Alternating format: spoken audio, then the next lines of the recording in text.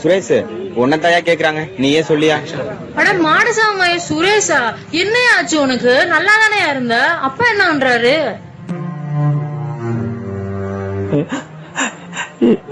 என்னன்னு சொல்லுவேன் மேடம் என் கஷ்டத்தை.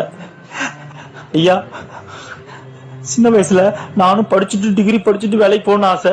அந்த மாதிரி நானும் எங்க அப்பா என்னை கடனை ஓட்ட வாங்கி கஷ்டப்பட்டு என்னை படிக்க வச்சுட்டாரு. படிக்க வச்சு முடிச்சுட்டு நான் ஒரு கெமிக்கல் ஃபேக்டரியில வேலைக்கு சேர்ந்துட்டேன்.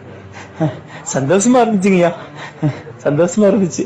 ஏன்னா நிறைய சம்பளம் அப்படின்னு சந்தோஷமா குடும்பத்தை ஓட்டணும். அப்பா ஊர்ல விவசாயம் பண்றதுனால எங்க கெமிக்கல் ஃபேக்டரியில வர உரத்தைய அப்பாவுக்கு கொடுத்தேன்.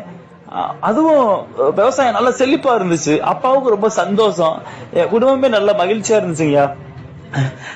நாளடைவில் பல வருடங்கள் கழிச்சு எங்க அம்மா தவறிட்டாங்கய்யா.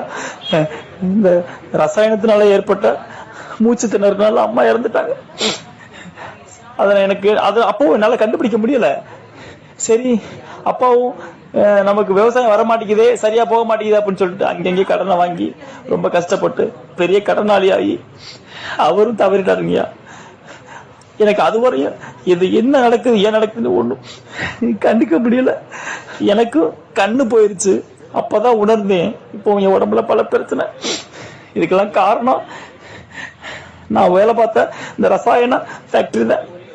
அது மட்டும் இல்லையா, ஏன் இதை நான் சொல்றேன் அப்படின்னா, என்னை மாதிரி பல குடும்பம் இதை பயன்படுத்தி அவங்களும் சீரழிஞ்சிடக்கூடாது, குடும்பத்தை இழந்துடக்கூடாது அப்படின்னு சொல்லி உங்க எல்லாத்தையும் கையெடுத்து கும்பிடுறேன். தயவு செஞ்சு கெமிக்கல் உரத்தை பயன்படுத்திடாதீங்க.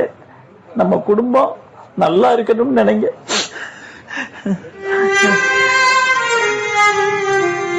ஒண்ணும் கவலைப்படாதியா ஐயா, இங்க வந்துட்டு இல்லையா, எல்லாம் நல்லதாவே நடக்கும்யா.